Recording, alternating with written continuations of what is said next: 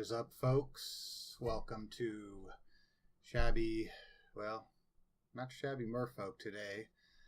We are back after a little month hiatus. I was rocking my laptop for most of last month, and I was not able to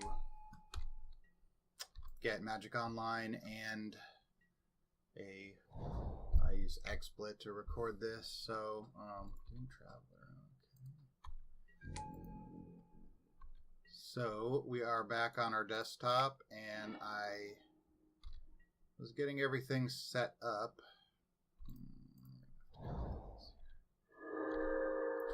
And a storm broke out outside, and my power started going off. There was wind and rain, and it was just picking up horribly on the mic. So I said, forget doing that today, but I do want to record something just to make sure that I've got all my settings, back up. I had my camera, my mic, everything just unplugged. And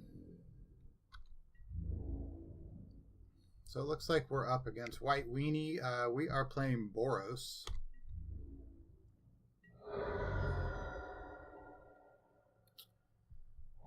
So we're probably going to get a 2/2 flyer, or maybe the Vigilance guy. Yeah, Leonin Sky Hunter. Oh, we should have killed that.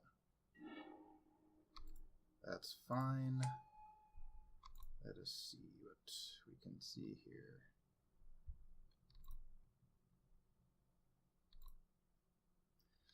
Yeah. I was, as I was talking about my setup and whatnot, I was checking over here, to make sure my thing was recording properly, and I just missed an obvious end of turn play there. So maybe what we do here is we blast this, and then we Wellspring. Oh, did we miss a land drop too? No. I am really out of it if that's the case here. Maybe I do need to play a few casual games just to even get my basic bearings about Magic back again here. So we've got 3. What do they play for 3? Porcelain Legionnaire. Okay, that's a little non-standard. Okay, that makes the Electrickery a little bit better. All right. So now what do we do? We now have access to double white, so we can play this guy, bounce this, and play an Inspector. Now we do have Electrickery single target up just in case something crazy happens. There's not really many ways for them to pump other than Evolving Wilds, huh? So he's not a monocolored. If he attacks with the Doom Traveler, I am thinking that he has that. It's like 2 white, 1 colorless for a +2/+2 to all your guys. Okay.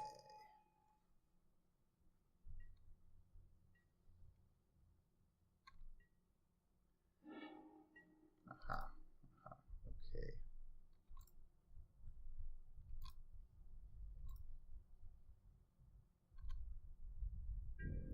I think to start off, we're just going to get in with the Skyfisher and see what happens.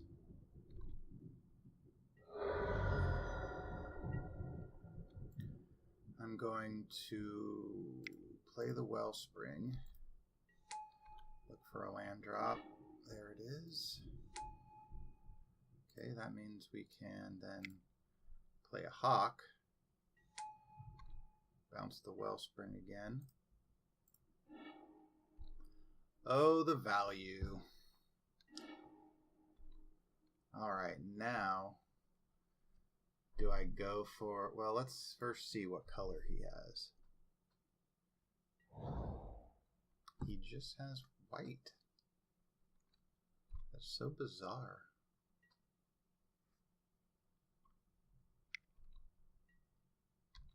Journey to Nowhere, yeah. So he wants to kill my Skyfisher. He wants to take out my Glinthawk. Okay. If he all-out attacks, we're good. He still could have Ramosian Rally. Which, who knows? Let's see if he does. He does not have Ramosian Rally. Gonna take 2 here. Ramosian Rally, you can tap and untap white creature you control to give your creatures +1/+1. He has his own Skyfisher. What does he return with it? Oh, yeah, just a land. Okay, okay. Garrison is cool. I think we'll bounce the Crag just for a little incremental life gain, unless we draw.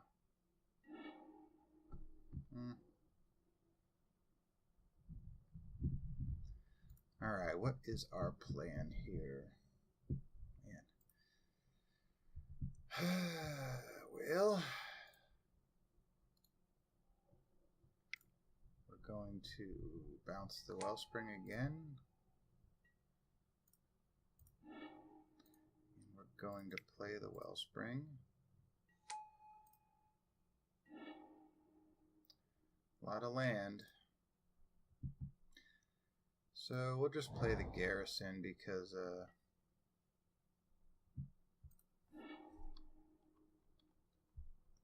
we can't crack the clue.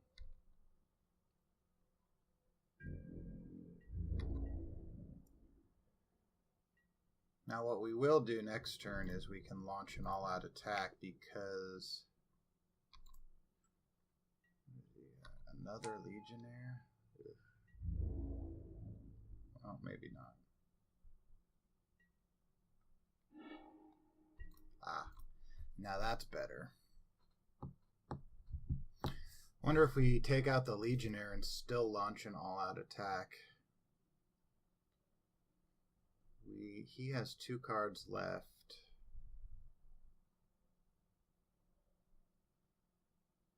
The other option is kill his Skyfisher, attack with our Hawk and Skyfisher, offer a trade with Skyhunter.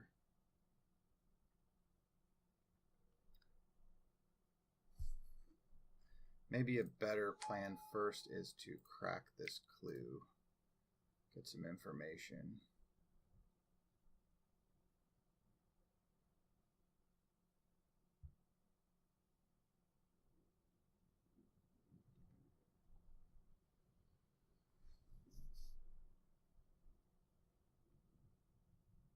Because if we ran it, if we got one of our token generators, would probably be pretty decent.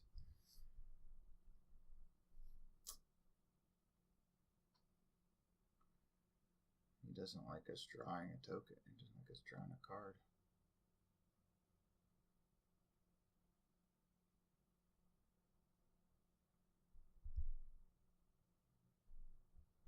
It's just a card, sir.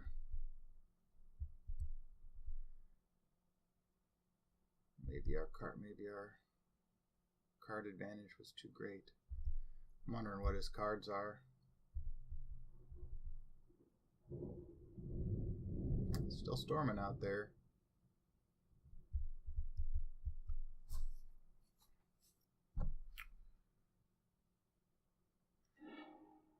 Okay, so now we've got another card that draw. Oh, we already played on land.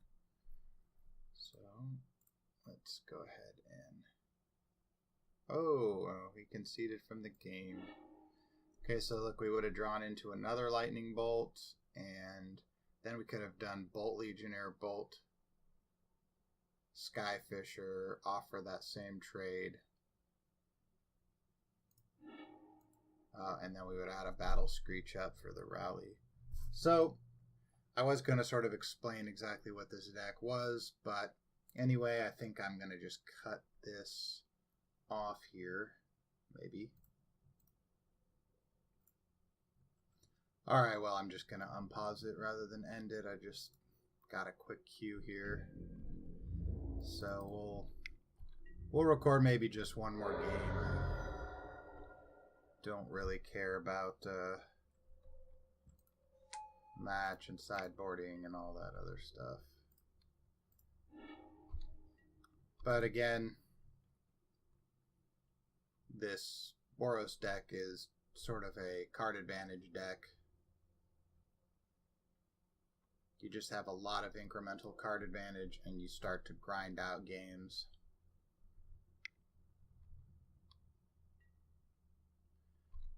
Disfigure. Oh, come on. So we're up against some sort of, well, blue-black. What is blue-black? Dimir. There's a few different blue-black decks in Pauper. There's like Delver. Delver does not play Dimir Aqueduct, though, so this is probably, well, this is definitely one of the more controlling versions.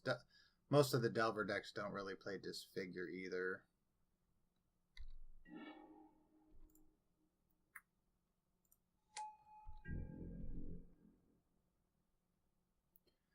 But the other two versions is there is the Teachings version, and then though some of them, a lot of them have gone away from Teachings, and then there is like the rat version where they have like the chittering rats, and well, I guess you would call it a flicker version, ghostly flicker.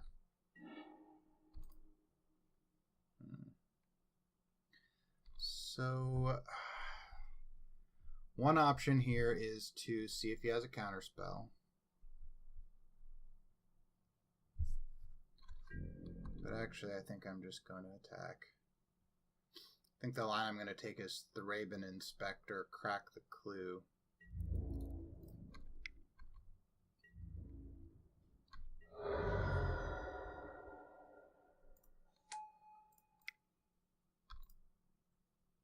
Maybe I should have actually even waited to play the land.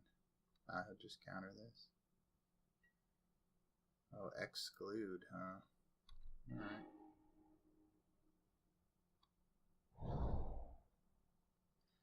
Fountain gains him a little life. This is definitely the more controlling version for sure. We'll see what creatures he plays, though. Yeah, Mold Drifter, okay. We have something for that.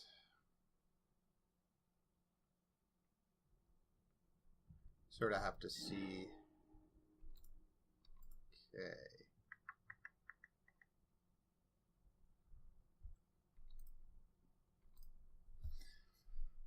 A more aggressive line is Battle Screech. And then...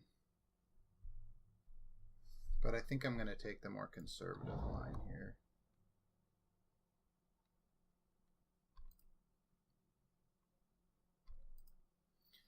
He just really has to deal with these goblins.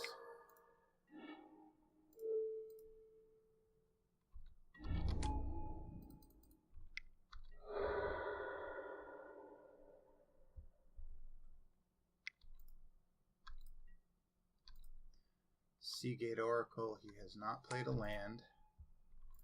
So I think maybe now would be a good time to bolt the Oracle. Because what we don't want to happen is Ghostly Flicker, which costs 3. So if we bolt right now, you know, he can't, yeah.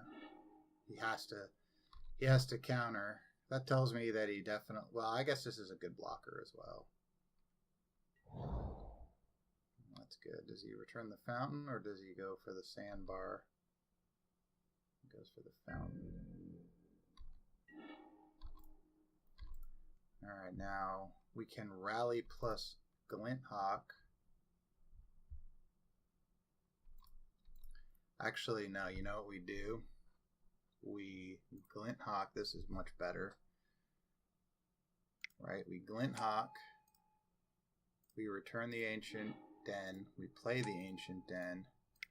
Then we play the Screech. Then we flash back the Screech now that we have 3 white creatures to tap.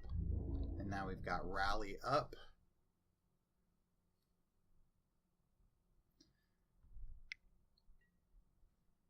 now he's going to be looking. Even a rat is just fine. Even a rat plus a flicker in the upkeep after we redraw is fine too, because we can just cast the rally at instant speed. Yeah. So there's the rat.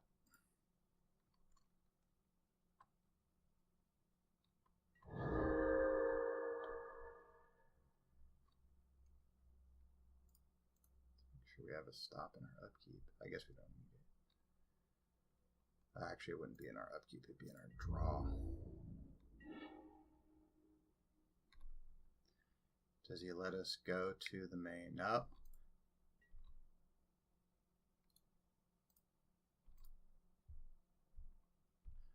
Well, let's see the order. I don't know that it matters. Okay, let's pay.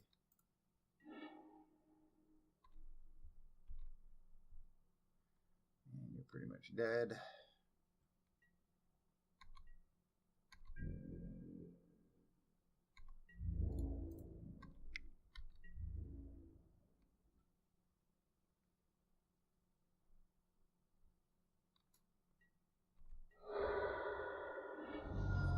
And that's how you beat blue-black flicker with a Boros values. So we're definitely going to cut it off here. This video's gone far too long. I'm going to go in and make sure everything recorded okay, make sure that my computer's still alive after losing power a couple of times. And I'm going to go see if my roof is still there. This weekend, I'm going to try to record at least one league. I wanted to maybe try to do some legacy EQ, but I think it's over. So anyway, thanks for watching. If you care anything about Paappah or whatever, hope you enjoyed this brief video. If not, look for the Merfolk stuff very soon. This has been Millmaster, and we are out of here. Thanks for watching.